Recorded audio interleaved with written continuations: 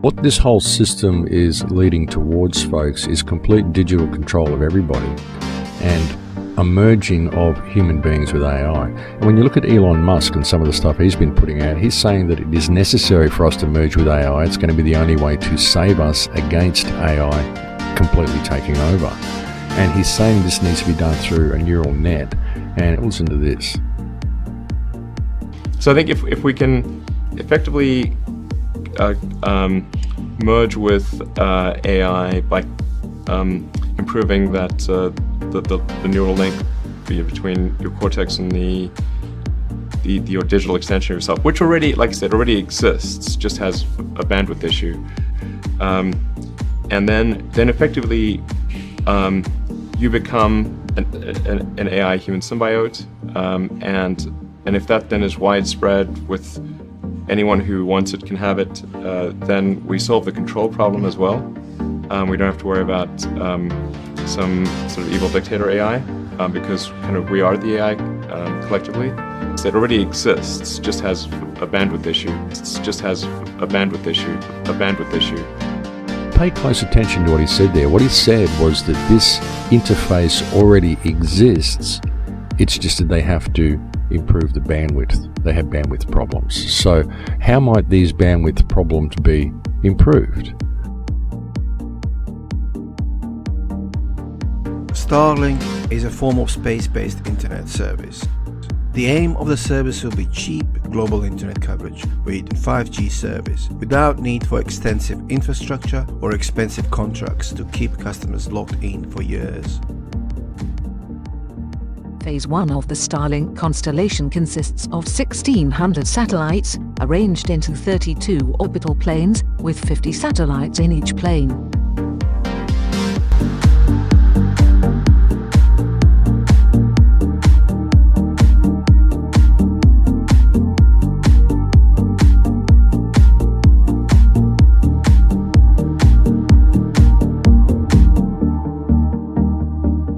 Create a comprehensive global communication system that provides high bandwidth, low latency connectivity anywhere in the world, and provides cross-links through the satellites so that you can have improved long-distance internet. You can actually have a more direct path through space, and photons move faster. And depending upon what fiber optic material they're running through, photons actually move about 40 to 50% faster in vacuum than they do in fiber optic cables. It's likely that we will merge somehow or another with this sort of technology and it'll augment what we are now, or do you think it will replace us? From a long-term existential standpoint, that's like the purpose of Neuralink, is to create a high bandwidth interface to the brain such that we can be symbiotic with AI. Because we have a bandwidth problem. You just can't communicate through your fingers, it's too slow. And where's Neuralink at right now? I think we'll have something interesting to announce in a few months. That's at least an order of magnitude better than anything else. Probably, I think better than probably anyone thinks is possible. How much can you talk about that right now? I don't want to jump the gun on that. Speed of light in vacuum is somewhere 40 to 50% faster than in fiber. So you can actually do long distance communication faster if you route it through vacuum than you can if you route it through fiber. If, let's say you want to communicate from Seattle to South Africa. If you look at the actual path that it takes, it's extremely convoluted. It'll follow the outline of the continents. It'll go through 200 routers and repeaters, and the latency is extremely bad. Whereas if you did it with a satellite network, you could actually do it in 2 or 3 hops. Let's say at least an order of magnitude fewer repeaters or routers.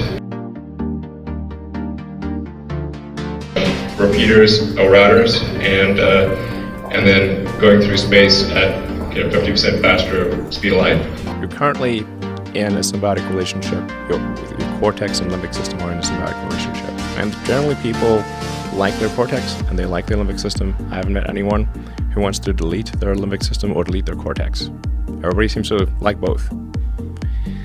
And the cortex is mostly in service to the limbic system. People may think that the thinking part of themselves is in charge, but it's mostly their limbic system that's in charge. And the cortex is trying to make the limbic system happy.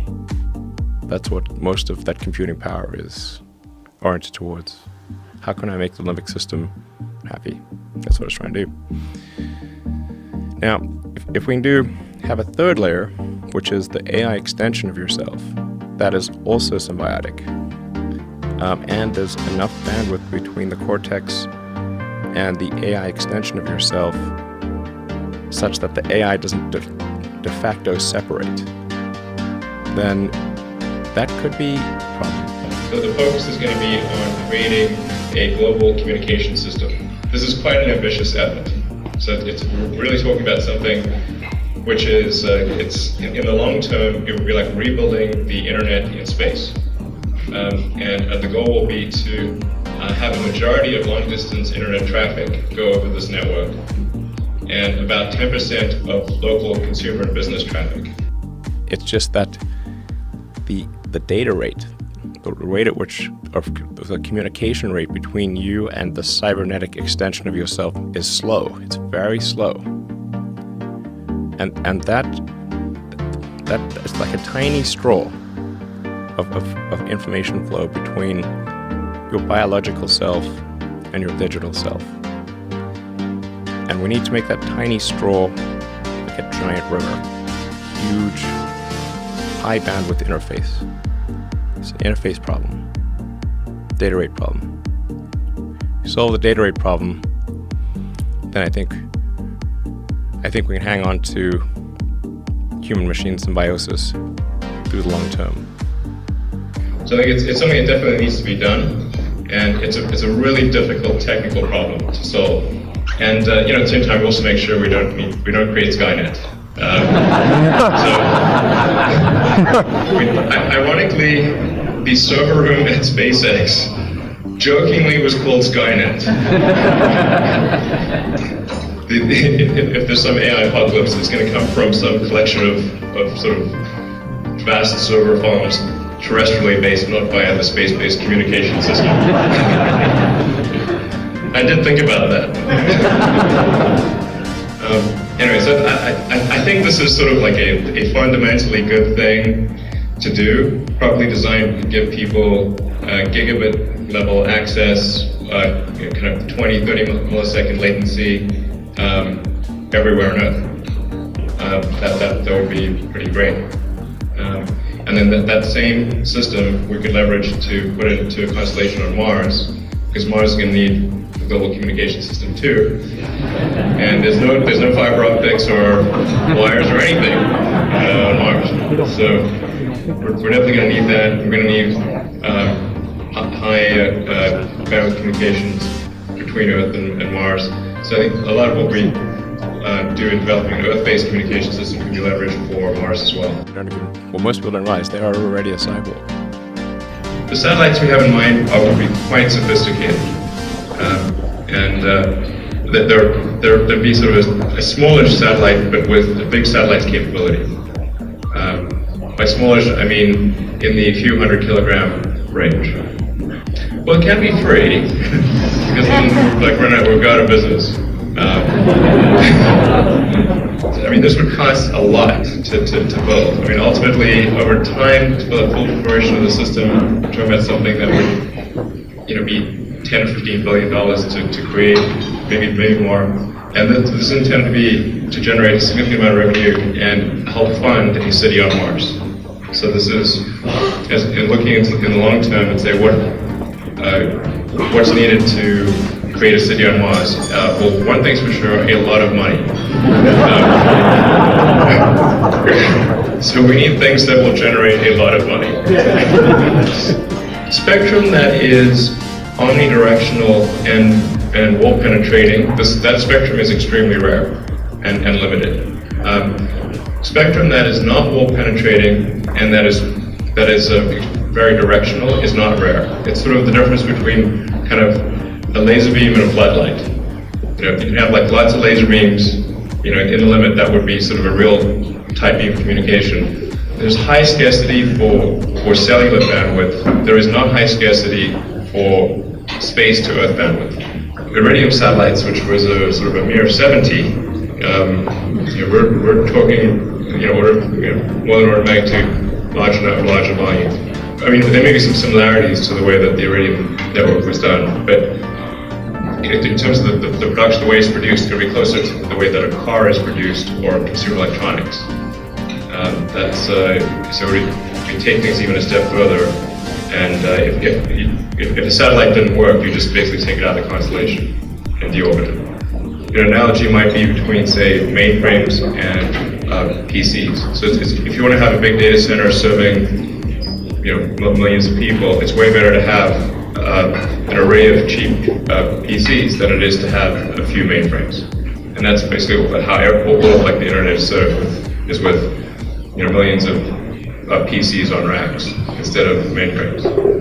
Like the main propulsion system we're have in mind for the satellite is a Hall effect thruster, which, I mean, not trivialize it too much, is basically like a loudspeaker. Okay, it's like a magnetic field.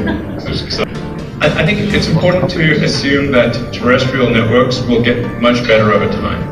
One of the mistakes that, say, Televisic made was not assuming that terrestrial networks will get much better over time. So we need to make sure that the system we design is good, even taking into account significant improvements in the terrestrial systems. I do think there are some important differences between what we're doing and say, Televisic. In the case of Televisic, they were trying to talk to phones. And then that gets back to that problem of a roof-penetrating situation. And it's particularly difficult when stuff is coming from space. Like if you're in a skyscraper, it's got to go through 27 floors to reach you. That's not going to happen. Like there's nothing that will, short of like a neutrino, you can have like a neutrino phone. Yeah, I think we're going to have to pay a lot of attention to security. It would really be unfortunate if it got hacked and taken over. But it's going to require a lot of thought to make sure we are able to protect it from any hacking. 5G, first and foremost, is densification. So it's significantly more transmitters in close proximity to a human, and it is also a sophisticated, illegal, unlawful transmitter. What I mean by that is it is a high gain dielectric lens antenna, and what that allows 5G transmitters to do is to 3D map its environment in your home. The 868 megahertz frequency is specific for battlefield interrogation systems, so sub-gigahertz. It allows the signal to travel through concrete brickwork with ease, and it can actually data gather. It is a target acquiring system. Phased array is basically radar off the battlefield. It is extremely good at identifying targets and being able to lock onto targets. And not only that, it can specifically target you as an individual. So any judge sitting on an interesting case, let's say, any lawyer, any barrister, anybody doing any work that is potentially controversial, your life could be at threat. So the antenna design that you currently have on top of these LED streetlights, masquerading as a control management system, it basically battlefield interrogation equipment. The first phased array unit was actually called Mammoth, used by the Germans during the Second World War to identify Allied aircraft. Obviously things have moved on significantly since then.